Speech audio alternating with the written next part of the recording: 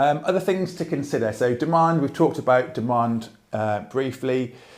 So is your property in a high rental demand area? So you might know that intrinsically, but things that might indicate that would be proximity to a town or city, perhaps a popular suburb. There tend to be, a higher density of houses in an area would indicate a higher demand in that area. The number of bedrooms in your property, so smaller number of bedrooms, cheaper house, larger number of bedrooms, more expensive house. The amenities in your property, so do you have things like garages, parking, en suites, gardens, and that kind of thing in amenities. That would be useful to compare your property against other properties. So the amount of space that your property offers, is it a small, property, or is it larger, open plan with perhaps more space that your potential tenant could utilise?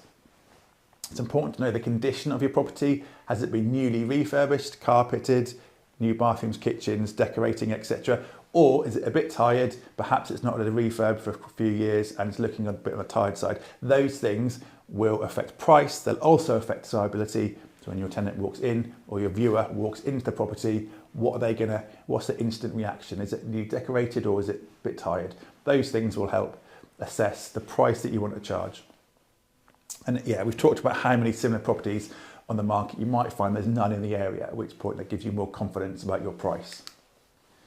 So this is a pricing triangle. It's worth having a quick look at this. So there's two sides to this. The asking price in relation to the market value down here. So you might say this is the market price. This is 15% above. This is 15% below the market price. And this is a percentage of potential buyers or renters who will look at your property. So at the higher prices, perhaps 15% higher than the market average, there'll be fewer people looking. So perhaps only 10% of people looking at that higher price. However, if you go and perhaps say the market value's here, but I'm going to go a little bit under that, you're going to get a larger number of people looking at your property, so maybe 90%. So this equation or this balancing act plays into how much you might want to charge for your property.